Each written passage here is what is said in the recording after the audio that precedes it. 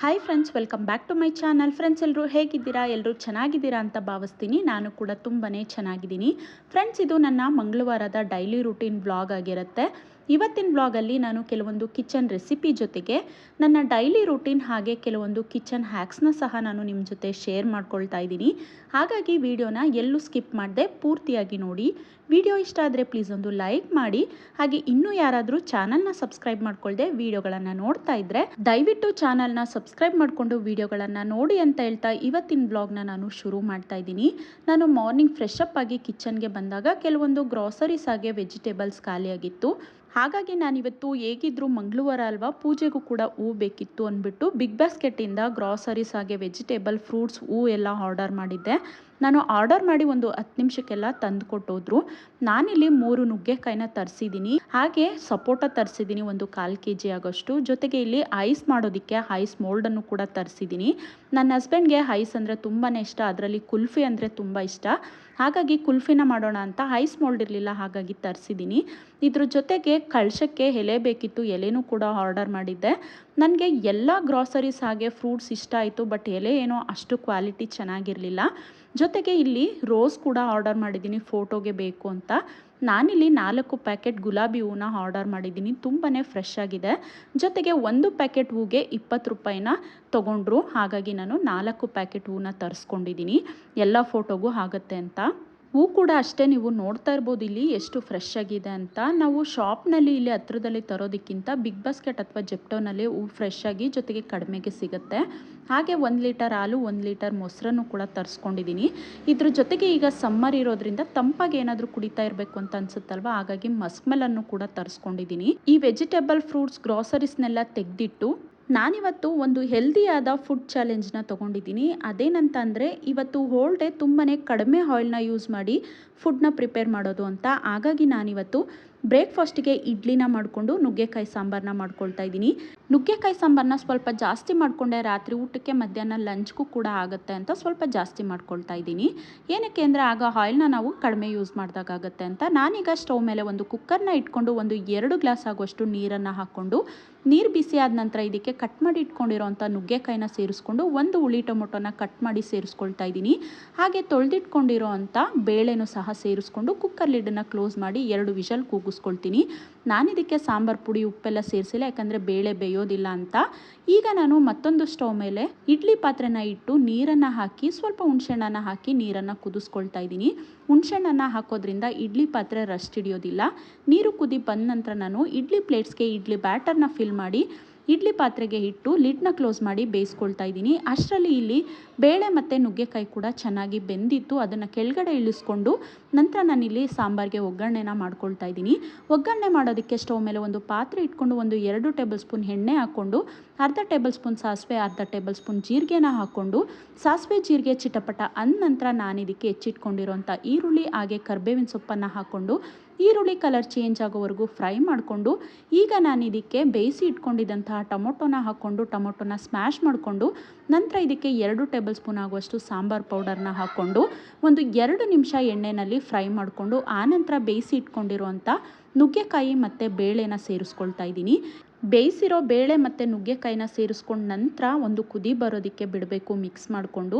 ಯಾಕೆ ಅಂದರೆ ಸಾಂಬಾರು ಪೌಡರ್ ಬೇಳೆ ಜೊತೆಗೆ ನುಗ್ಗೆಕಾಯಿಗೂ ಕೂಡ ಹೊಂದ್ಕೊಳ್ಬೇಕು ಅಲ್ವಾ, ಹಾಗಾಗಿ ನಂತರ ನಾನು ಇದಕ್ಕೆ ರುಚಿಗೆ ತಕ್ಕಷ್ಟು ಉಪ್ಪನ್ನು ಸೇರಿಸಿ ಹಾಗೆ ಹೆಚ್ಚಿಟ್ಕೊಂಡಿರೋಂಥ ಕೊತ್ತಂಬರಿ ಸೊಪ್ಪನ್ನು ಸೇರಿಸಿ ಒಮ್ಮೆ ಮಿಕ್ಸ್ ಮಾಡಿಕೊಂಡು ಪ್ಲೇಟ್ನ ಮುಚ್ಚಿ ಒಂದು 10 ನಿಮಿಷ ಕುದಿಯೋದಕ್ಕೆ ಬಿಡ್ತಾ ಇದ್ದೀನಿ. ಸಾಂಬಾರು ಒಗ್ಗರಣೆ ಮಾಡೋ ಅಷ್ಟರಲ್ಲಿ ಈ ಕಡೆ ಇಡ್ಲಿ ಕೂಡ ಬೆಂದಿತ್ತು. ಹಾಗಾಗಿ ನಾನು ಕೈ ತೇವ ಮಾಡಿಕೊಂಡು ಇಡ್ಲಿನ ಸ್ವಲ್ಪ ಮುಟ್ಟು ನೋಡಿದ್ರೆ ಇಡ್ಲಿ ಬ್ಯಾಟರ್ ಅಂಟಿಲ್ಲ ಅಂದರೆ ಬೆಂದಿದೆ ಅಂತ ಅರ್ಥ. ಈ ಇಡ್ಲಿ ಪಾತ್ರೆನ ಕೆಳಗಡೆ ಇಳಿಸಿ ನಂತರ ನಾನು ಕಿಚನ್ನ ಕೂಡ ಕ್ಲೀನ್ ಮಾಡ್ಕೊಂಡಿದ್ದೀನಿ. ನಾನು ಕಿಚನ್ನ ಅಡುಗೆ ಮಾಡ್ತಾನೆ ಕ್ಲೀನ್ ಮಾಡ್ಕೊಂಡು ಬಿಡ್ತೀನಿ, ಜೊತೆಗೆ ಪಾತ್ರೆನೂ ಕೂಡ ವಾಶ್ ಮಾಡ್ಕೊಳ್ತೀನಿ. ಈ ರೀತಿ ನಾವು ಅಡುಗೆ ಮಾಡೋದ್ರ ಜೊತೆಗೇ ಕಿಚನ್ ಕೂಡ ಕ್ಲೀನ್ ಮಾಡಿಕೊಂಡು ಜೊತೆಗೆ ಪಾತ್ರೆನೂ ಕೂಡ ವಾಶ್ ಮಾಡ್ಕೊಂಡ್ಬಿಟ್ರೆ ನಮಗೆ ಟೈಮ್ ಕೂಡ ಸೇವ್ ಆಗುತ್ತೆ, ಜೊತೆಗೆ ಕೆಲಸನೂ ಬೇಗ ಆಗೋಗ್ಬಿಡುತ್ತೆ. ಹಾಗಾಗಿ ನಾನು ಅಡುಗೆ ಜೊತೆಗೇ ಕಿಚನ್ ಕ್ಲೀನಿಂಗ್ ಜೊತೆಗೆ ಪಾತ್ರೆ ವಾಶ್ ಮಾಡ್ಕೊಳ್ಳೋದು ಕೂಡ ಮಾಡ್ಕೊಂಡು ಬಿಡ್ತೀನಿ. ಆನಂತರ ಇಲ್ಲಿ ನೋಡ್ತಾ ಇರ್ಬೋದು ಸಾಂಬಾರು ಕೂಡ ಚೆನ್ನಾಗಿ ಕುದಿ ಬರ್ತಾ ಇತ್ತು. ಅಂದರೆ ಸಾಂಬಾರಲ್ಲಿ ಖಾರ ಎಲ್ಲ ಚೆನ್ನಾಗಿ ಬೆಂದು ಖಾರದ ಸ್ಮೆಲ್ಲೆಲ್ಲ ಹೋಗಿದೆ. ಹಾಗಾಗಿ ನಾನು ಬೇಳೆ ಸಾಂಬಾರನ್ನ ಕೂಡ ಕೆಳಗಡೆ ಇಳಿಸಿ ಆನಂತರ ನಾನಿಲ್ಲಿ ಮನೆಯೂ ಕೂಡ ಕ್ಲೀನ್ ಮಾಡ್ಕೊಳ್ತಾ ಇದ್ದೀನಿ. ಇದ್ದೀನಿ. ಇವತ್ತು ಮಂಗಳವಾರ ಆಗಿರೋದ್ರಿಂದ ಪೂಜೆ ಮಾಡಬೇಕಲ್ವ, ಹಾಗಾಗಿ ಮನೆ ಕಸ ಎಲ್ಲ ಗುಡಿಸಿ ನೆಲ ಎಲ್ಲ ಕ್ಲೀನಾಗಿ ಒರೆಸ್ಕೊಂಡು ಆನಂತರ ನನ್ನ ಹಸ್ಬೆಂಡ್ಗೆ ಆಫೀಸ್ಗೆ ಹೋಗೋದಕ್ಕೆ ಟೈಮ್ ಆಗಿದ್ದರಿಂದ ನಾನಿಲ್ಲಿ ಇಡ್ಲಿ ಮತ್ತು ಸಾಂಬಾರನ್ನ ಅವರಿಗೆ ಸರ್ವ್ ಮಾಡಿ ಕೊಡ್ತಾ ಇದ್ದೀನಿ. ಹಾಗೆ ನಾನು ಒಂದು ಟಿಪ್ಸ್ ಹೇಳೋದಕ್ಕೆ ಇಷ್ಟಪಡ್ತೀನಿ. ಏನು ಅಂತಂದರೆ, ನಾವು ಯಾವಾಗಲೇ ಇಡ್ಲಿ ಮಾಡಿದ್ರು ಇಡ್ಲಿ ಬೆಂದಿದ ತಕ್ಷಣವೇ ಅದನ್ನು ಪ್ಲೇಟಿಂದ ರಿಮೂವ್ ಮಾಡಬಾರ್ದು. ಒಂದು 10 ನಿಮಿಷ ಅದನ್ನು ತಣ್ಣಗಾಗೋದಕ್ಕೆ ಬಿಟ್ಟು ಆನಂತರ ಇಡ್ಲಿನ ಪ್ಲೇಟಿಂದ ರಿಮೂವ್ ಮಾಡಿದ್ರೆ ಪ್ಲೇಟಿಗೆ ಇಡ್ಲಿ ಅಂಟ್ಕೊಳ್ಳೋದಿಲ್ಲ, ನೀಟಾಗಿ ಬರುತ್ತೆ. ಹಾಗೆ ನಾನು ಕೂಡ ಇವತ್ತು ಒಂದು 10 ನಿಮಿಷ ಇಡ್ಲಿನ ತಣ್ಣಗಾಗೋದಕ್ಕೆ ಬಿಟ್ಟು ಆನಂತರ ಪ್ಲೇಟಿಂದ ರಿಮೂವ್ ಮಾಡಿ ನನ್ನ ಹಸ್ಬೆಂಡ್ಗೆ ಇಡ್ಲಿ ಮತ್ತು ನುಗ್ಗೆಕಾಯಿ ಸಾಂಬಾರು ಜೊತೆಗೆ ಸರ್ವ್ ಮಾಡ್ತಾಯಿದ್ದೀನಿ. ಇಡ್ಲಿ ಮತ್ತು ನುಗ್ಗೆಕಾಯಿ ಸಾಂಬಾರು ಜೊತೆಗೆ ಕಾಂಬಿನೇಷನ್ ಸೂಪರಾಗಿರುತ್ತೆ. ಒಂದು ಸಾರಿ ಟ್ರೈ ಮಾಡಿ ನೋಡಿ. ಹಾಗೆ ಇಡ್ಲಿ ಎಷ್ಟು ಸಾಫ್ಟಾಗಿ ಸ್ಪಾಂಜಿಯಾಗಿ ಬಂದಿದೆ ಅಂತ ನೀವು ನೋಡ್ತಾ ಇರ್ಬೋದು. ಹಾಗೆ ಸಾಂಬಾರು ಜೊತೆಗೆ ಇಡ್ಲಿನ ಡಿಪ್ ಮಾಡಿದ್ರೆ ಎಷ್ಟು ಚೆನ್ನಾಗಿ ಡಿಪ್ ಆಗ್ತಿದೆ ಅಂತಲೂ ನೀವು ನೋಡ್ತಾ ಇರ್ಬೋದು. ಖಂಡಿತ ನೀವು ಒಂದು ಸಾರಿ ಈ ರೀತಿ ಇಡ್ಲಿ ಮತ್ತು ಸಾಂಬಾರನ್ನ ಟ್ರೈ ಮಾಡಿ ನೋಡಿ. ಆನಂತರ ನಾನಿಲ್ಲಿ ಬೆಳ್ಳಿ ಮತ್ತು ಹಿತ್ತಾಳೆ ಸಾಮಗ್ರಿಗಳನ್ನ ತೊಳೆಯೋದಕ್ಕೆ ಕೂಡ ಒಂದು ಟಿಪ್ಸ್ನ ನಿಮ್ಮ ಜೊತೆ ಶೇರ್ ಮಾಡ್ಕೊಳ್ತಾ ಇದ್ದೀನಿ. ನಾನು ಆಗಲೇ ಇಡ್ಲಿ ಪಾತ್ರೆಗೆ ಹುಣಸೆಹಣ್ಣನ್ನು ಹಾಕಿ ನೀರನ್ನು ಬಿಸಿ ಮಾಡ್ಕೊಂಡಿದ್ದೆ ಅಲ್ವಾ, ಆ ನೀರಿಗೆ ನಾನೀಗ ಒಂದು ಅರ್ಧ ಟೇಬಲ್ ಸ್ಪೂನ್ ಆಗುವಷ್ಟು ಬೇಕಿಂಗ್ ಸೋಡಾ, ಅರ್ಧ ಟೇಬಲ್ ಸ್ಪೂನ್ ಆಗುವಷ್ಟು ಉಪ್ಪನ್ನು ಸೇರಿಸಿ ಹಾಗೆ 1 ಟೇಬಲ್ ಸ್ಪೂನ್ ಆಗುವಷ್ಟು ಪೀತಾಂಬರಿನ ಸೇರಿಸಿ ಮಿಕ್ಸ್ ಮಾಡಿಕೊಂಡು ಇದನ್ನು ಚೆನ್ನಾಗಿ ಕುದಿಸ್ಕೊಳ್ತಾ ಇದ್ದೀನಿ. ಇದು ಚೆನ್ನಾಗಿ ಕುದಿ ಬಂದ ನಂತರ ನಾನು ಇದಕ್ಕೆ ಬೆಳ್ಳಿ ಮತ್ತು ಹಿತ್ತಾಳೆ ಸಾಮಗ್ರಿಗಳನ್ನ ಹಾಕ್ಕೊಳ್ತಾ ಇದ್ದೀನಿ. ಅಂದರೆ ನಾವು ಪೂಜೆಗೆ ಬಳಸ್ತೀವಲ್ವ, ದೀಪ ಜೊತೆಗೆ ಕಳಶ, ಅದನ್ನೆಲ್ಲ ಹಾಕ್ಕೊಂಡು ಒಂದು 5 ನಿಮಿಷ ಇದನ್ನು ಕುದಿಯೋದಕ್ಕೆ ಬಿಡ್ತಾ ಇದ್ದೀನಿ. ಇದು ಕುದಿಬೇಕಾದ್ರೂ ಅಷ್ಟೇ ಫುಲ್ಲು ಸುತ್ತಾನು ತಿರುಗಿಸ್ಕೊಳ್ತಾ ಕುದಿಸ್ಕೊಳ್ಬೇಕು. ಒಂದೇ ಸೈಡು ಕುದ್ರೆ ಇದು ನೀಟಾಗಿ ಕರೆ ಎಲ್ಲ ಹೋಗೋದಿಲ್ಲ. ಹಾಗಾಗಿ ನಾನು ಎಲ್ಲ ಸೈಡು ನೀಟಾಗಿ ತಿರುಗಿಸ್ಕೊಂಡು ಚೆನ್ನಾಗಿ ಕುದಿಸ್ಕೊಳ್ತಾ ಇದ್ದೀನಿ. ಒಂದು 5 ನಿಮಿಷ ಕುದಿ ಬಂದ ನಂತರ ಇದನ್ನು ಸ್ಟವ್ನ ಆಫ್ ಮಾಡಿಕೊಂಡು ನಾನು ಕೆಳಗಡೆ ಇಳಿಸ್ಕೊಳ್ತಾ ಇದ್ದೀನಿ. ಕೆಳಗಡೆ ಇಳಿಸಿ ಒಂದು ಸ್ವಲ್ಪ ಹೊತ್ತು ತಣ್ಣಗಾಗೋದಕ್ಕೆ ಬಿಟ್ಟು ಆನಂತರ ನಾನಿಲ್ಲಿ ವಾಶ್ ಮಾಡ್ಕೊಳ್ತಾ ಇದ್ದೀನಿ. ನಾನಿಲ್ಲಿ ವಾಶ್ ಮಾಡೋದಕ್ಕೆ ವಿಮ್ ಬಾರ್ ಸೋಪನ್ನು ಯೂಸ್ ಮಾಡಿ ವಾಶ್ ಮಾಡ್ಕೊಳ್ತಾ ಇದ್ದೀನಿ. ಕೆಲವೊಬ್ಬರು ಪೀತಾಂಬರನ ಯೂಸ್ ಮಾಡಿಕೊಂಡು ಬೆಳ್ಳಿ ಮತ್ತು ಹಿತ್ತಾಳೆ ಸಾಮಾನ ಹಾಗೆ ಉಜ್ಜಿಕೊಂಡು ವಾಶ್ ಮಾಡ್ಕೊಳ್ತಾರೆ. ಕೆಲವೊಬ್ರಿಗೆ ಅದು ಆಗುತ್ತೆ. ಇನ್ನೂ ಕೆಲವೊಬ್ಬರು ಸ್ಕಿನ್ ಎಲ್ಲ ಸೆನ್ಸಿಟಿವ್ ಇರುತ್ತೆ ಅಲ್ವಾ, ಅವರು ಕೈಯಿಂದ ಪೀತಾಂಬರ ಎಲ್ಲ ಚೆನ್ನಾಗಿ ಉಜ್ಜಿದ್ರೆ ಕೆಲವೊತ್ತು ಅದನ್ನು ಕೈಯಲ್ಲಿ ಉಳಿಸ್ಕೊಂಡ್ರೆ ಕೈಯೆಲ್ಲ ಬಿರುಕು ಬಿಟ್ಕೊಳ್ಳುತ್ತೆ. ಅಂಥವರು ಈ ಟಿಪ್ಸ್ನ ಫಾಲೋ ಮಾಡಿ ಬೆಳ್ಳಿ ಮತ್ತು ಹಿತ್ತಾಳೆ ಸಾಮಾನುಗಳನ್ನ ವಾಶ್ ಮಾಡ್ಕೊಳ್ಬೋದು. ತುಂಬಾ ಚೆನ್ನಾಗಿ ಪಳ ಅಂತ ಆಗುತ್ತೆ. ಅದೆಷ್ಟೇ ಕರೆ ಇದ್ದರೂ ಸಹ ಕರೆ ಎಲ್ಲ ಹೋಗುತ್ತೆ. ಖಂಡಿತ ಒಂದು ಸಾರಿ ಟ್ರೈ ಮಾಡಿ ನೋಡಿ. ಹಾಗೆ ರಿಸಲ್ಟ್ ಹೇಗೆ ಬಂತು ಅಂತ ಕಾಮೆಂಟಲ್ಲಿ ನನಗೆ ತಿಳಿಸೋದನ್ನು ಮರಿಬೇಡಿ. ಈಗ ಮಕ್ಕಳಿಗೆಲ್ಲ ಸಮ್ಮರ್ ಹಾಲಿಡೇಸ್ ಇರುತ್ತೆ ಅಲ್ವಾ, ಹಾಗಾಗಿ ಮಕ್ಕಳೆಲ್ಲ ತುಂಬಾ ಗಲಾಟೆ ಮಾಡ್ತಾ ಇದ್ದಾರೆ, ಹೊರಗಡೆ ಆಟ ಆಡ್ತಾ ಇದ್ದಾರೆ. ಮಕ್ಕಳಿದ್ದಾರೆ ಅಂದಮೇಲೆ ಗೊತ್ತೇ ಇರಬೇಕು ನಿಮಗೆ, ತುಂಬಾ ಸೌಂಡ್ ಇರುತ್ತೆ. ನಾನು ಬೆಳಗ್ಗೆಯಿಂದನೂ ವೆಯ್ಟ್ ಮಾಡಿದೆ. ಹಾಗೆ ಈಗ ಮಳೆ ಬಂದು ಸ್ಟಾಪ್ ಆಗಿದೆ ಅಲ್ವಾ, ಯಾರೂ ಹೊರಗಡೆ ಬರಲ್ಲ ಅಂದ್ಬಿಟ್ಟು ವಾಯ್ಸ್ ಓವರ್ ಕೊಡೋದಕ್ಕೆ ಸ್ಟಾರ್ಟ್ ಮಾಡಿದೆ. ಬಟ್ ನಾನು ವಾಯ್ಸ್ ಓವರ್ ಕೊಡೋದಕ್ಕೆ ಸ್ಟಾರ್ಟ್ ಮಾಡಿದ್ಮೇಲೆ ಮಕ್ಕಳೆಲ್ಲ ಆಟ ಆಡೋದಕ್ಕೆ ಹೊರಗಡೆ ಬಂದರು. ಅಂದರೆ ಮಳೆ ಸ್ಟಾಪ್ ಆಗಿತ್ತು. ಹಾಗಾಗಿ ತುಂಬಾ ಡಿಸ್ಟ್ರಾಕ್ಷನ್ ಆಗ್ತಾಯಿದೆ. ಅಂದರೆ ನಿಮಗೆಲ್ಲ ಡಿಸ್ಟರ್ಬ್ ಆಗ್ತಾ ಇರ್ಬೋದು ಈ ವಾಯ್ಸ್ ಓವರ್ ಕೊಡೋವಾಗ. ಅಂದರೆ ನಾನು ವೆಯ್ಟ್ ಮಾಡಿನೂ ಸಾಕಾಯಿತು ಬೆಳಗ್ಗೆಯಿಂದ. ವಿಡಿಯೋನ ಅದಕ್ಕೋಸ್ಕರನೇ ನಾನು ಅಪ್ಲೋಡ್ ಮಾಡೋದನ್ನು ಸಹ ಲೇಟ್ ಮಾಡ್ತಾಯಿದ್ದೀನಿ. ಯಾಕಂದರೆ ತುಂಬಾ ಸೌಂಡ್ ಇರುತ್ತೆ ಹೊರಗಡೆ, ಡಿಸ್ಟರ್ಬ್ ಆಗ್ಬೋದು ವೀಡಿಯೋನ ನಾನು ಆ ಸೌಂಡಲ್ಲಿ ಮಾಡಿದ್ರೆ ಅಂತ. ಬಟ್ ಎಷ್ಟು ದಿನ ಅಂತ ವೆಯ್ಟ್ ಮಾಡೋಕ್ಕಾಗತ್ತೆ. ಹಾಗೆ ಮಕ್ಳಿಗೂ ಕೂಡ ಹೇಳೋಕ್ಕಾಗೋದಿಲ್ಲ ಅಲ್ವಾ, ಅವ್ರಿಗೆ ಅರ್ಥ ಆಗಲ್ಲ. ಹಾಗಾಗಿ ನಾನು ಹಾಗೇ ವಾಯ್ಸ್ ಓವರ್ನ ಕೊಡ್ತಾಯಿದ್ದೀನಿ. ಸಾರಿ ನಿಮಗೆಲ್ಲ ಡಿಸ್ಟರ್ಬ್ ಆಗ್ತಾಯಿದ್ರೆ ದಯವಿಟ್ಟು ಅಡ್ಜಸ್ಟ್ ಮಾಡ್ಕೊಳ್ಳಿ ಅಂತ ನಿಮ್ಮ ಹತ್ರ ರಿಕ್ವೆಸ್ಟ್ ಮಾಡ್ಕೊಳ್ತಾ ಇದ್ದೀನಿ. ಈಗ ನೋಡ್ತಾ ಇರ್ಬೋದು, ನಾನು ಎಲ್ಲ ಬೆಳ್ಳಿ ಮತ್ತು ಹಿತ್ತಾಳೆ ಸಾಮಾನುಗಳನ್ನ ವಾಶ್ ಮಾಡ್ಕೊಂಡಿದ್ದೀನಿ. ನಾನು ಪೂಜಾ ಐಟಮ್ಸ್ ಜೊತೆಗೆ ಒಂದು ನೀರು ಕುಡಿಯೋ ಗ್ಲಾಸನ್ನು ಸಹ ವಾಶ್ ಮಾಡಿದ್ದೀನಿ, ಹಿತ್ತಾಳೆ ಗ್ಲಾಸ್ನ. ಅದನ್ನು ಕೂಡ ಎಷ್ಟು ನೀಟಾಗಿ ವಾಶ್ ಆಗಿದೆ ಅಂತ ನೀವು ನೋಡ್ತಾ ಇರ್ಬೋದು. ನಾವು ಫಸ್ಟು ವಾಶ್ ಮಾಡೋದಕ್ಕೆ ಮುಂಚೆ ಇದ್ದಿದ್ದ ಬೆಳ್ಳಿ ಮತ್ತು ಹಿತ್ತಾಳೆ ಸಾಮಾನಿಗೆ ಕಂಪೇರ್ ಮಾಡಿದ್ರೆ ಈಗ ಎಷ್ಟು ಪಳಪಳ ಅಂತ ಇದೆ. ಬೆಳ್ಳಿ ಮತ್ತು ಹಿತ್ತಾಳೆ ಸಾಮಾನೆಲ್ಲ ವಾಶ್ ಮಾಡಿದ ನಂತರ ನಾನಿಲ್ಲಿ ಬಿಗ್ ಬಾಸ್ಕೆಟಿಂದ ಹೂನ ತರಿಸಿದ್ದೆ ಅಲ್ವಾ, ಅದನ್ನು ಕೂಡ ಕಟ್ಟಿಟ್ಬಿಡೋಣ, ಆನಂತರ ಫ್ರೆಶ್ ಅಪ್ ಆಗಿ ಬಂದು ಪೂಜೆ ಮಾಡಿಕೊಂಡ್ರೆ ಆಯಿತು ಅಂದ್ಬಿಟ್ಟು ಹೂನ ಕಟ್ಕೊಂಡು ಎತ್ತಿಟ್ಕೊಂಡು ಬಿಡೋಣ ಅಂತ ನಾನಿಲ್ಲಿ ಹೂನ ಕಟ್ಕೊಳ್ತಾ ಇದ್ದೀನಿ. ಈ ಹೂನ ಕಟ್ಕೊಳ್ತಾ ನಂದು ಒಂದು ಮೆಮೊರಿನ ನಾನು ನಿಮ್ಮ ಜೊತೆ ಶೇರ್ ಮಾಡ್ಕೊಳ್ಳೋದಕ್ಕೆ ಇಷ್ಟಪಡ್ತೀನಿ. ಏನಂತಂದರೆ, ನಾವು ಚಿಕ್ಕವರಿದ್ದಾಗ ಹೂನ ಕಟ್ಟೋದಕ್ಕೆ ಬರ್ತಿರಲಿಲ್ಲ. ಸಾಮಾನ್ಯವಾಗಿ ಯಾರಿಗೂ ಬರೋದಿಲ್ಲ. ಆದರೆ ನಮ್ಮ ಮನೆಯಲ್ಲಿ ನಮ್ಮ ಅಜ್ಜಿ ತುಂಬಾ ಫಾಸ್ಟಾಗಿ ಹೂನ ಕಟ್ತಿದ್ರು. ಅಂದರೆ ಹೂ ಮಾರೋರು ಕಟ್ತಾರಲ್ವ, ಆ ರೀತಿ ಫಾಸ್ಟಾಗಿ ಹೂನ ಕಟ್ತಾಯಿದ್ರು. ನಮ್ಮ ಅಮ್ಮನಿಗೆ ಹೂ ಕಟ್ಟೋದಕ್ಕೆ ಬರ್ತಾ ಇರಲಿಲ್ಲ. ನಮ್ಮ ಅಜ್ಜಿ ಕಟ್ತಿದ್ರಲ್ವ, ನಾನು ನನ್ನ ತಂಗಿ ಅದನ್ನು ನೋಡಿಕೊಂಡು ನಾವು ಹೂ ಕಟ್ಟೋದನ್ನು ಕಲಿಬೇಕಲ್ಲ ಅಂತ ಕ್ಯೂರಿಯಾಸಿಟಿ ಆಯಿತು. ಆಗ ನಾವೇನು ಮಾಡ್ತಾಯಿದ್ವಿ, ನಮ್ಮ ಅಜ್ಜಿ ಹತ್ರ ಹೋಗಿ ಕೂತ್ಕೊಳ್ಳೋದು, ನಮಗೂ ಹೇಳ್ಕೊಡು ಅಜ್ಜಿ ಅಂತ. ಒಂದು 3-4 ದಿನ ಸಖತ್ ಹಿಂಸೆ ಮಾಡಿದ್ವಿ. ಆಮೇಲೆ ನಮ್ಮ ಅಜ್ಜಿ ಏನು ಮಾಡಿದ್ರು, ನಮ್ಮ ಮನೆಯಲ್ಲಿ ಅವಾಗ ತುಂಬ ಕನಕಾಂಬರ ಮಲ್ಲಿಗೆ ಎಲ್ಲ ಇರ್ತಿತ್ತು. ಆ ಹೂನ ಕೊಡ್ತಾ ಇರಲಿಲ್ಲ ನಮಗೆ ಕಟ್ಟೋದಕ್ಕೆ, ಯಾಕಂದರೆ ಹೂ ಹಾಳಾಗುತ್ತೆ ಅಂದ್ಬಿಟ್ಟು. ಆಗ ಅವ್ರು ಏನು ಮಾಡ್ತಿದ್ರು, ಈ ಬೇಲಿನಲ್ಲಿ ಜಿಡ್ಡಿ ಹೂ ಅಂತ ಬಿಡುತ್ತೆ. ಈ ಹಳ್ಳಿಗಳಲ್ಲಾದರೆ ಎಲ್ರಿಗೂ ಸಾಮಾನ್ಯವಾಗಿ ಗೊತ್ತಿರುತ್ತೆ, ಒಂಥರ ಸ್ಮೆಲ್ ಇರುತ್ತೆ, ಬ್ಲ್ಯಾಕ್ ಕಲರ್ ಹಣ್ಣು ಬಿಡುತ್ತೆ ಅದರಲ್ಲಿ. ಆ ಹೂನ ಕಿತ್ಕೊಂಡು ಬಂದು ನಮ್ಮ ಅಜ್ಜಿ ಹೂ ಕಟ್ಟೋದನ್ನು ನಮಗೆ ಕಲಿಸ್ಕೊಟ್ರು. ಅವ್ರು ಏನು ಮಾಡ್ತಿದ್ರು ಅಂದರೆ ರುಟೀನು, ಮಾರ್ನಿಂಗ್ ಎದ್ದ ತಕ್ಷಣ ಹೋಗೋದು, ಬೇಲಿನಲ್ಲಿ ಹೂ ಕಿತ್ಕೊಂಡು ಬರೋದು, ಅದನ್ನು ನಮಗೆ ಕಟ್ಟೋದಕ್ಕೆ ಹೇಳ್ಕೊಡೋದು. ಈ ಥರ ಅವರು ಒಂದು 3 ಮಂತ್ಸ್ ಇದೇ ರೂಟೀನ್ ನಮ್ಮ ಅಜ್ಜಿ ಫಾಲೋ ಮಾಡ್ತಾಯಿದ್ರು. ಈಗ ನಾನು ಅದನ್ನು ಯಾಕೆ ಶೇರ್ ಮಾಡ್ತಿದ್ದೀನಿ ಅಂದರೆ, ಆಗಿನ ಕಾಲದಲ್ಲಿ ಅಂದರೆ ನಾವೇನು ತುಂಬ ಹಳಬ್ರಲ್ಲ, ಆದರೆ ಆಗಿನ ಸಿಚುವೇಶನ್ ಹೇಗಿತ್ತು ಅಂದರೆ, ನಮಗೆ ಅಂದರೆ ಮಕ್ಕಳಿಗೂ ಏನೋ ಒಂದು ಕಲಿಬೇಕು ಅನ್ನೋ ಕ್ಯೂರಿಯಾಸಿಟಿ ಇತ್ತು. ಈಗ ಹೂ ಕಟ್ಟೋದು, ರಂಗೋಲಿ ಹಾಕೋದು ಪ್ರತಿಯೊಂದನ್ನು ಕಲಿಬೇಕು. ಅಮ್ಮ ಏನೇ ಮಾಡ್ತಿರಲಿ, ಅಜ್ಜಿ ಏನೇ ಮಾಡ್ತಿರಲಿ, ನೋಡೋಣ ಕಲಿಯೋಣ ಅನ್ನೋ ಕ್ಯೂರಿಯಾಸಿಟಿ ಇರ್ತಿತ್ತು. ಈವನ್ ಅಡುಗೆನೂ ಸಹ ಅಷ್ಟೇ, ಅವ್ರು ಮಾಡ್ತಿದ್ರೆ ನೋಡ್ತಾನೆ ಕಲಿತ್ಬಿಡೋಣ ಅನ್ನೋ ಇದಿತ್ತು. ಆದರೆ ಈಗಿನ ಮಕ್ಕಳಲ್ಲಿ ಏನಾಗಿದೆ ಅಂದರೆ, ಯಾವುದನ್ನು ಕಲಿಯೋದಕ್ಕೂ ಇಂಟ್ರೆಸ್ಟ್ ಇರಲ್ಲ, ಜೊತೆಗೆ ಒಂಥರ ನೆಗ್ಲಿಜೆನ್ಸಿ. ಅಯ್ಯೋ ಬಿಡು, ದುಡ್ಡು ಕೊಟ್ಟರೆ ಎಲ್ಲದನ್ನು ಬರುತ್ತೆ, ಕಟ್ಟಿರೋ ಹೂ ಬರುತ್ತೆ, ರಂಗೋಲಿ ಹಾಕೋದಕ್ಕೆ ರಂಗೋಲಿ ಬದಲಿಗೆ ಸ್ಟಿಕ್ಕರ್ ಸಿಗುತ್ತೆ. ಹಾಗೆ ಊಟನೂ ಅಷ್ಟೇ, ಅಡುಗೆ ಮಾಡೋದೇ ಬೇಡ, ಜೊಮ್ಯಾಟೊ ಸ್ವಿಗ್ಗಿ ಆರ್ಡರ್ ಮಾಡ್ಕೊಳ್ಳೋಣ, ಊಟ ಕೂಡ ಮನೆ ಬಾಗಿಲಿಗೆ ಬರುತ್ತೆ. ಈ ಥರ ಮೆಂಟಾಲಿಟಿ ಈಗಿನ ಮಕ್ಕಳಿಗಿದೆ. ನಾನು ಇದನ್ನು ಸುಮ್ಮನೆ ಹೇಳ್ತಾ ಇಲ್ಲ, ಯಾಕಂದರೆ ನಮ್ಮ ಮನೆಯಲ್ಲೂ ಮಕ್ಕಳಿದ್ದಾರೆ, ಅವ್ರ ಇಂಟ್ರೆಸ್ಟ್ನ ನೋಡಿನೇ ನಾನು ಇದನ್ನು ನಿಮ್ಮ ಜೊತೆ ಶೇರ್ ಮಾಡ್ಕೊಳ್ತಾ ಇರೋದು. ಯಾಕಂದರೆ ಎಲ್ಲ ಈಸಿಯಾಗಿ ಸಿಗುವಾಗ ಯಾಕೆ ಕಷ್ಟಪಡಬೇಕು ಅನ್ನೋ ಮೆಂಟಾಲಿಟಿ ಈಗಿನ ಮಕ್ಕಳಿಗಿದೆ. ಅದನ್ನು ನಾವೇ ಚೇಂಜ್ ಮಾಡಬೇಕಲ್ವಾ. ಹಾಗಾಗಿ ನಾನು ಇದನ್ನು ಈ ವಿಡಿಯೋದಲ್ಲಿ ನಿಮ್ಮ ಜೊತೆ ಶೇರ್ ಮಾಡ್ಕೊಳ್ತಾ ಇದ್ದೀನಿ. ಇದನ್ನು ಕೇಳಿದವ್ರಿಗೆ ಕೆಲವೊಬ್ಬರಿಗೆ ಜಾಸ್ತಿ ಆಯಿತು ಅಂತಲೂ ಅನ್ನಿಸ್ಬೋದು, ಇನ್ನು ಕೆಲವೊಬ್ಬರಿಗೆ ಹೌದು ಅಂತಲೂ ಅನಿಸ್ಬೋದು. ಖಂಡಿತ ಅದನ್ನು ಕಾಮೆಂಟಲ್ಲಿ ನನಗೆ ತಿಳಿಸಿ. ಹೂ ಎಲ್ಲ ಕಟ್ಟಾದ ನಂತರ ನಾನು ಫ್ರೆಶ್ ಅಪ್ ಆಗಿ ಬಂದು ಫೋಟೋಗೆಲ್ಲ ಹೂನ ಹಾಕ್ಕೊಂಡು, ಕಳಶ ಎಲ್ಲ ರೆಡಿ ಮಾಡಿಕೊಂಡು, ಜೊತೆಗೆ ದೀಪನೂ ಕೂಡ ರೆಡಿ ಮಾಡಿಕೊಂಡು ಇಲ್ಲಿ ಪೂಜೆನೂ ಕೂಡ ಮಾಡ್ಕೊಳ್ತಾ ಇದ್ದೀನಿ. ನಾನು ರೆಗ್ಯುಲರಾಗಿ ಈ ರೀತಿಯೇ ಪೂಜೆನ ಮಾಡ್ಕೊಳ್ಳೋದು.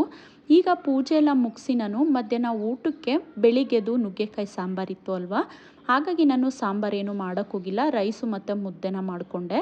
ಊಟದ ಜೊತೆಗೆ ಮಜ್ಜಿಗೆ ಇದ್ದರೆ ಚೆನ್ನಾಗಿರುತ್ತೆ, ತಂಪಾಗಿರುತ್ತೆ ಅಂದ್ಬಿಟ್ಟು ನಾನಿಲ್ಲಿ ಒಂದು ಮಿಕ್ಸಿ ಜಾರ್ಗೆ ಸ್ವಲ್ಪ ಕೊತ್ತಂಬರಿ, ಹಾಗೆ ಒಂದು ಹಸಿರು ಮೆಣಸಿನ್ಕಾಯಿ, ಒಂದು ಗರಿ ಕರಿಬೇವು, ಒಂದು ಪೀಸ್ ಶುಂಠಿ, ಇದಿಷ್ಟನ್ನು ಹಾಕ್ಕೊಂಡು ಒಂದು 1/4 ಲೀಟ್ರ್ ಆಗೋಷ್ಟು ಮೊಸರನ್ನ ಸೇರಿಸ್ಕೊಂಡು, ಇದಕ್ಕೆ ಒಂದು ಅರ್ಧ ಟೇಬಲ್ ಸ್ಪೂನ್ ಆಗೋಷ್ಟು ಜೀರಿಗೆ, ಅರ್ಧ ಟೇಬಲ್ ಸ್ಪೂನ್ ಆಗೋಷ್ಟು ಮೆಂತ್ಯ ಕಾಳನ್ನು ಹಾಕ್ಕೊಂಡು ಗ್ರೈಂಡ್ ಮಾಡ್ಕೊಳ್ತಾ ಇದ್ದೀನಿ. ಮೆಂತ್ಯ ಮತ್ತು ಜೀರಿಗೆನ ಹಾಕ್ಕೊಳ್ಳೋದ್ರಿಂದ ಗ್ಯಾಸ್ಟ್ರಿಕ್ ಸಮಸ್ಯೆ ದೂರ ಆಗುತ್ತೆ, ಜೊತೆಗೆ ದೇಹಕ್ಕೆ ಕೂಡ ತುಂಬಾ ಒಳ್ಳೆಯದು, ತಂಪು ಅಂತಲೇ ಹೇಳ್ಬೋದು. ಈಗ ನಾನು ಮಜ್ಜಿಗೆನ ಗ್ರೈಂಡ್ ಮಾಡಿಕೊಂಡು ಒಂದು ಮಿಕ್ಸಿಂಗ್ ಬೌಲಿಗೆ ಹಾಕ್ಕೊಂಡು, ನಂತರ ನಾನು ಇದಕ್ಕೆ ರುಚಿಗೆ ತಕ್ಕಷ್ಟು ಉಪ್ಪನ್ನು ಸೇರಿಸಿ, ಹಾಗೆ ಒಂದು 4 ಗ್ಲಾಸ್ ಆಗೋಷ್ಟು ನೀರನ್ನು ಸೇರಿಸಿ ಇದನ್ನು ಚೆನ್ನಾಗಿ ಮಿಕ್ಸ್ ಮಾಡ್ಕೊಳ್ತಾ ಇದ್ದೀನಿ. ನೀವು ಬೇಕಾದರೆ ಇದಕ್ಕೆ ಈರುಳ್ಳಿನೂ ಸಹ ಸೇರಿಸ್ಕೊಳ್ಬೋದು. ನನ್ನ ಹಸ್ಬೆಂಡ್ ಊಟ ಆದ ನಂತರ ಆಫೀಸ್ಗೆ ಹೋಗೋದ್ರಿಂದ ಈರುಳ್ಳಿ ಹಾಕಿದ್ರೆ ಸ್ಮೆಲ್ ಬರುತ್ತೆ ಅಂತ ನಾನಿಲ್ಲಿ ಈರುಳ್ಳಿನ ಸೇರಿಸಿಲ್ಲ. ನಾನೀಗ ಊಟದ ಜೊತೆಗೆ ಈ ನೀರು ಮಜ್ಜಿಗೆನ ಸರ್ವ್ ಮಾಡ್ತಾಯಿದ್ದೀನಿ. ಈಗ ಸಮ್ಮರ್ ಆಗಿರೋದ್ರಿಂದ ತುಂಬಾ ಬಿಸಿಲಿರುತ್ತೆ, ಆಗಾಗ ತಂಪಾಗಿ ಏನಾದರೂ ಕುಡಿತಾ ಇರಬೇಕಂತ ಅನಿಸ್ತಿರುತ್ತೆ ಅಲ್ವಾ. ಖಂಡಿತ ನೀವು ಕೂಡ ಟ್ರೈ ಮಾಡಿ ನೋಡಿ ಹೇಗಿತ್ತು ಅಂತ ಕಾಮೆಂಟಲ್ಲಿ ನನಗೆ ತಿಳಿಸಿ. ಆಫ್ಟರ್ನೂನ್ ಮೇಲೆ ನನಗೆ ಬೇರೆ ಏನೂ ಕೆಲಸ ಇರಲಿಲ್ಲ, ಸೊ ಹಾಗಾಗಿ ಇವತ್ತು ಮಲಾಯಿ ಕುಲ್ಫಿನ ಮಾಡೋಣ ಅಂತ ಇಲ್ಲಿ ಮಲಾಯಿ ಕುಲ್ಫಿ ಮಾಡೋದಕ್ಕೆ ಸ್ಟವ್ ಮೇಲೆ ಒಂದು ಬೌಲ್ನ ಇಟ್ಬಿಟ್ಟು ಒಂದು ಅರ್ಧ ಲೀಟ್ರ್ ಆಗುವಷ್ಟು ಹಾಲನ್ನು ಹಾಕ್ಕೊಳ್ತಾ ಇದ್ದೀನಿ. ನಾನಿಲ್ಲಿ ನಂದಿನಿ ಹಾಲನ್ನು ಯೂಸ್ ಮಾಡ್ತಾ ಇದ್ದೀನಿ. ನನ್ನ ಹಸ್ಬೆಂಡ್ಗೆ ಕುಲ್ಫಿ ಅಂದರೆ ತುಂಬಾ ಇಷ್ಟ, ಅದರಲ್ಲೂ ಪಿಸ್ತಾ ಮಲಾಯಿ ಕುಲ್ಫಿ ಅಂದರೆ ತುಂಬಾ ಇಷ್ಟ ಆಗುತ್ತೆ. ಅವ್ರಿಗಿಷ್ಟ ಅಲ್ವಾ, ಮನೆಯಲ್ಲಿ ಹಾಲು ಕೂಡ ಇತ್ತು. ಇವತ್ತು 1 ಲೀಟರ್ ಹಾಲನ್ನು ತರಿಸಿದ್ದೆ ಅಲ್ವಾ, ಸುಮ್ಮನೆ ಹಾಲನ್ನು ನೆಕ್ಸ್ಟ್ ಡೇಗೆ ಇಟ್ಕೊಳ್ಳೋ ಬದಲು ಕುಲ್ಫಿ ಮಾಡೋಣ ಅಂತ ನಾನೀಗ ಕುಲ್ಫಿ ಮಾಡೋದಕ್ಕೆ ಹಾಲನ್ನು ಇಟ್ಟು ಹಾಲು ಕಾಯೋದಕ್ಕೆ ಬಿಟ್ಟು, ನಂತರ ಇಲ್ಲಿ ಒಂದು ಮಿಕ್ಸಿ ಜಾರ್ಗೆ 1 ಟೇಬಲ್ ಸ್ಪೂನ್ ಆಗುವಷ್ಟು ಗೋಡಂಬಿನ ಹಾಕ್ಕೊಳ್ತಾ ಇದ್ದೀನಿ. ನಾವು ಮಲಾಯಿ ಕುಲ್ಫಿ ಮಾಡೋದಕ್ಕೆ ಸ್ವಲ್ಪ ಡ್ರೈ ಫ್ರೂಟ್ಸ್ನ ಜಾಸ್ತಿ ಹಾಕ್ಕೊಂಡ್ರೆ ಟೇಸ್ಟ್ ತುಂಬಾ ಚೆನ್ನಾಗಿರುತ್ತೆ. ನಂತರ ನಾನು ಇದಕ್ಕೆ 1 ಟೇಬಲ್ ಸ್ಪೂನ್ ಆಗುವಷ್ಟು ಬಾದಾಮಿ, 1 ಟೇಬಲ್ ಸ್ಪೂನ್ ಆಗುವಷ್ಟು ಪಿಸ್ತಾನ ಹಾಕ್ಕೊಳ್ತಾ ಇದ್ದೀನಿ. ಇದಿಷ್ಟನ್ನು ನಾನು ಸಾಫ್ಟಾಗಿ ಗ್ರೈಂಡ್ ಮಾಡ್ಕೊಳ್ತಾ ಇದ್ದೀನಿ. ಈಗ ಇದನ್ನು ಗ್ರೈಂಡ್ ಮಾಡ್ಕೊಂಡಿದ್ದಾಗಿದೆ, ಇದನ್ನು ಒಂದು ಮಿಕ್ಸಿಂಗ್ ಬೌಲಿಗೆ ಹಾಕಿ ತೆಗೆದಿಟ್ಕೊಳ್ತಾ ಇದ್ದೀನಿ. ನಾವು ಕುಲ್ಫಿನ ತಿನ್ನೋವಾಗ ಪ್ರತಿ ಬೈಟ್ನಲ್ಲೂ ನಮಗೆ ಡ್ರೈ ಫ್ರೂಟ್ಸ್ ಸಿಗ್ತಾ ಇದ್ರೆ ತುಂಬಾ ಟೇಸ್ಟಿಯಾಗಿರುತ್ತೆ, ತಿನ್ನೋದಕ್ಕೂ ಇಷ್ಟ ಆಗುತ್ತೆ. ಹಾಗೆ ನಾನಿಲ್ಲಿ ಒಂದು ಕುಟಾಣಿಗೆ 1 ಟೇಬಲ್ ಸ್ಪೂನ್ ಆಗುವಷ್ಟು ಪಿಸ್ತಾನ ಹಾಕ್ಕೊಂಡು ಸಣ್ಣದಾಗಿ ಕ್ರಷ್ ಮಾಡ್ಕೊಳ್ತಾ ಇದ್ದೀನಿ. ನಿಮ್ಮ ಹತ್ರ ಗೋಡಂಬಿ ಬಾದಾಮಿ ಇಲ್ಲ ಅಂದರೆ ಅದನ್ನು ಸ್ಕಿಪ್ ಮಾಡಿ, ಅಂದರೆ ನಾನು ಮಿಕ್ಸಿ ಜಾರ್ನಲ್ಲಿ ಗ್ರೈಂಡ್ ಮಾಡ್ಕೊಂಡಲ್ವಾ, ಅದಷ್ಟನ್ನು ಸ್ಕಿಪ್ ಮಾಡ್ಕೊಳ್ಳಿ, ಪರವಾಗಿಲ್ಲ. ಆದರೆ ಈ ರೀತಿ ಕ್ರಷ್ ಮಾಡ್ಕೊಳ್ಳೋ ಪಿಸ್ತಾನ ಮಾತ್ರ ಸ್ಕಿಪ್ ಮಾಡಬೇಡಿ. ನೀವು ಪಿಸ್ತಾನ ಈ ರೀತಿ ಕ್ರಷ್ ಮಾಡಿಕೊಂಡು ಸೇರಿಸ್ಕೊಂಡ್ರು ಕುಲ್ಫಿ ಚೆನ್ನಾಗಿರುತ್ತೆ. ನಾನೀಗ ಹಾಲನ್ನು ಕಾಯಿಸೋಕ್ಕಿಟ್ಟಿದ್ದೆ ಅಲ್ವಾ, ಅದು ಕೂಡ ಚೆನ್ನಾಗಿ ಕುದಿ ಬರ್ತಾಯಿತ್ತು. ಈ ಕುದಿ ಬರೋ ಟೈಮಲ್ಲಿ ಹಾಲನ್ನು ಆಗಾಗ್ಗೆ ಮಿಕ್ಸ್ ಮಾಡ್ಕೊಳ್ತಾ ಇರಬೇಕು, ಕೈ ಬಿಡಬಾರ್ದು. ಒಂದು ವೇಳೆ ನಾವು ತಿರುಗಿಸ್ಕೊಳ್ದೇ ಇದ್ದರೆ ಹಾಲು ತಳ ಹಿಡಿಯೋ ಚಾನ್ಸಸ್ ಇರುತ್ತೆ, ಆಗ ಐಸ್ ಕ್ರೀಮ್ ಚೆನ್ನಾಗಿ ಬರೋದಿಲ್ಲ. ನಾನೀಗ ಇದಕ್ಕೆ 1 ಕಪ್ ಆಗೋಷ್ಟು ಶುಗರ್ನ ಆ್ಯಡ್ ಮಾಡಿದ್ದೀನಿ. ನಿಮ್ಮ ಸ್ವೀಟ್ನೆಸ್ ತಕ್ಕಂಗೆ ನೀವು ಶುಗರ್ನ ಆ್ಯಡ್ ಮಾಡ್ಕೊಳ್ಬೋದು.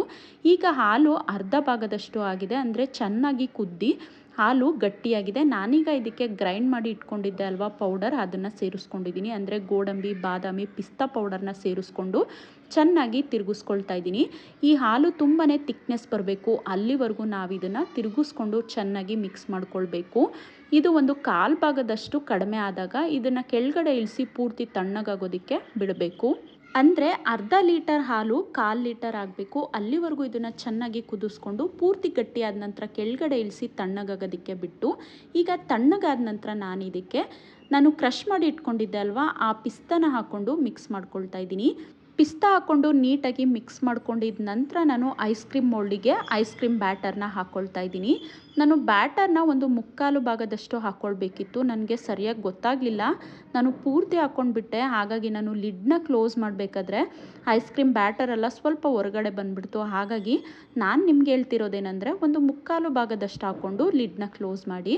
ನಾನಿಲ್ಲಿ ಐಸ್ ಕ್ರೀಮ್ ಮೋಲ್ಡಿಗೆ ಐಸ್ ಕ್ರೀಮ್ ಬ್ಯಾಟರ್ನ ಹಾಕ್ಕೊಂಡು ಒಂದು ಸೈಡ್ಗೆ ತೆಗೆದಿಟ್ಕೊಳ್ತಾ ಇದ್ದೀನಿ. ಇನ್ನೊಂದು ಟಿಪ್ಸ್ ಇದೆ ಇಲ್ಲಿ, ನಿಮ್ಮ ಹತ್ರ ಒಂದು ವೇಳೆ ಐಸ್ ಕ್ರೀಮ್ ಮೋಲ್ಡ್ ಇಲ್ಲ ಅಂದ್ರೂ ನನ್ನ ಕಡೆಯಿಂದ ಒಂದು ಟಿಪ್ಸ್ ಇದೆ. ಏನು ಅಂತಂದರೆ, ನಮ್ಮ ಮನೆಯಲ್ಲಿ ಕಾಫಿ ಟೀ ಗ್ಲಾಸ್ ಅಂತೂ ಇದ್ದೇ ಇರುತ್ತೆ ಸ್ಟೀಲ್ದು. ಕಾಫಿ ಗ್ಲಾಸಿಗೆ ಐಸ್ ಕ್ರೀಮ್ ಬ್ಯಾಟರ್ನ ಹಾಕಿ ಫಾಯಿಲ್ ಪೇಪರ್ನ ಕ್ಲೋಸ್ ಮಾಡಿ ನಂತರ ಒಂದು ಐಸ್ ಕ್ರೀಮ್ ಸ್ಟಿಕ್ಕನ್ನು ಸ್ಟಿಕ್ ಮಾಡಿದ್ರೆ ಮುಗೀತು. ಒಂದು ವೇಳೆ ನಿಮ್ಮ ಹತ್ರ ಫಾಯಿಲ್ ಪೇಪರ್ ಇಲ್ಲ ಅಂದ್ರೂ ತೊಂದರೆ ಇಲ್ಲ, ಮನೆಯಲ್ಲಿ ಕಂಪಲ್ಸರಿ ಪ್ಲಾಸ್ಟಿಕ್ ಕವರ್ ಅಂತೂ ಇದ್ದೇ ಇರುತ್ತೆ.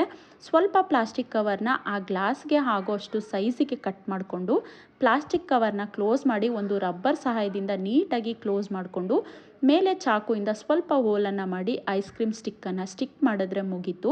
ಐಸ್ ಕ್ರೀಮ್ ಮೋಲ್ಡ್ ಇಲ್ಲದೇನೂ ಸಹ ನಾವು ಗ್ಲಾಸ್ನ ಯೂಸ್ ಮಾಡಿಕೊಂಡು ಐಸ್ ಕ್ರೀಮ್ನ ಮಾಡ್ಕೊಳ್ಬೋದು. ಸ್ಟಿಕ್ ಇಲ್ಲದೆ ಇದ್ರೂ ಪರವಾಗಿಲ್ಲ, ಸ್ಪೂನ್ನ ಸ್ಟಿಕ್ ರೀತಿ ಯೂಸ್ ಮಾಡ್ಕೊಳ್ಬೋದು. ಈಗ ನಾನು ಐಸ್ ಕ್ರೀಮ್ ಬ್ಯಾಟರಿಂದ ಫಿಲ್ ಮಾಡಿರೋಂಥ ಐಸ್ ಕ್ರೀಮ್ ಮೋಲ್ಡ್ ಮತ್ತು ಗ್ಲಾಸನ್ನು ಫ್ರೀಝರ್ನಲ್ಲಿ ಇಟ್ಟು ಓವರ್ ನೈಟ್ ಫ್ರೀಸ್ ಆಗೋದಕ್ಕೆ ಬಿಡ್ತೀನಿ. ಓವರ್ ನೈಟ್ ಆಗಿಲ್ಲ ಅಂದರೂ 8 ಅವರ್ಸ್ ಅಂತೂ ಬಿಡಬೇಕಾಗತ್ತೆ. ಇಲ್ಲಿಗೆ ನಾನು ಇವತ್ತಿನ ವ್ಲಾಗ್ನ ಎಂಡ್ ಮಾಡ್ತಾ ಇದ್ದೀನಿ. ನಾಳಿನ ವ್ಲಾಗಲ್ಲಿ ನಾನು ಮಲಾಯಿ ಕುಲ್ಫಿ ಯಾವ ರೀತಿ ಬಂತು ಅಂತ ನಿಮ್ಮ ಜೊತೆ ಶೇರ್ ಮಾಡ್ಕೊಳ್ತೀನಿ.